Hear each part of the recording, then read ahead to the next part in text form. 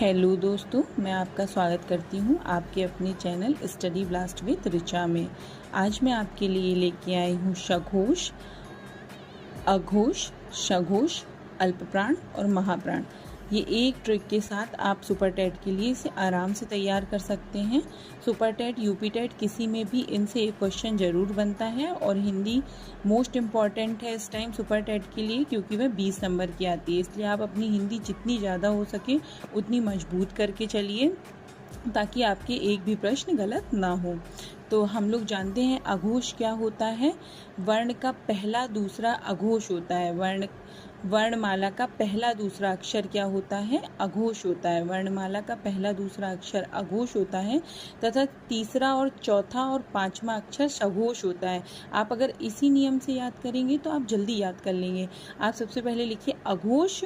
अघोष वर्णमाला का पहला और दूसरा अक्षर अघोष होता है और तीसरा और चौथा और पांचवा अक्षर क्या होता है? सघोष होता है। इसी प्रकार से अल्पप्राण क्या होते हैं? पहला, तीसरा, पांचवा, पहला, तीसरा, पांचवा अल्पप्राण होते हैं।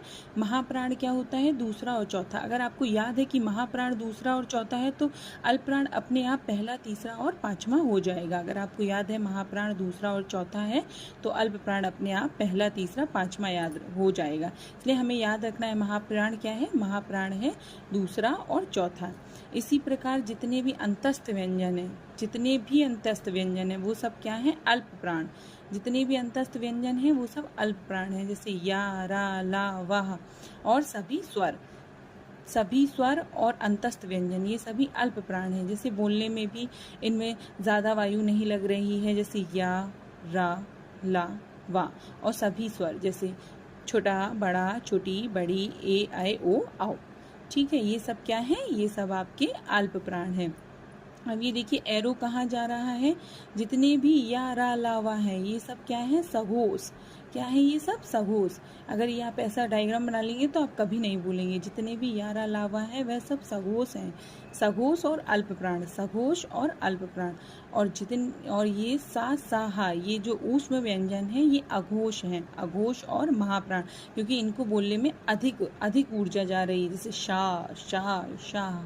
तो ये महाप्राण तो हो ही जाएंगे, यहाँ से आप समझ जाएंगे। और ये क्या है? अघोष। क्या है ये? अघोष। इनकी संख्या, महाप्राण की संख्या 15 होती है। सबसे ज़्यादा पेपर में पूछा जाता है हा क्या है? हा आपका क्या है? महाप्राण और सघोष। महाप्राण और सघोष है। इसी प्रकार से ये ढा और ढा भी पूछे जाएंगे, ये क्या होते हैं? तो ये आपके सघोष अल्पप्राण हैं और ये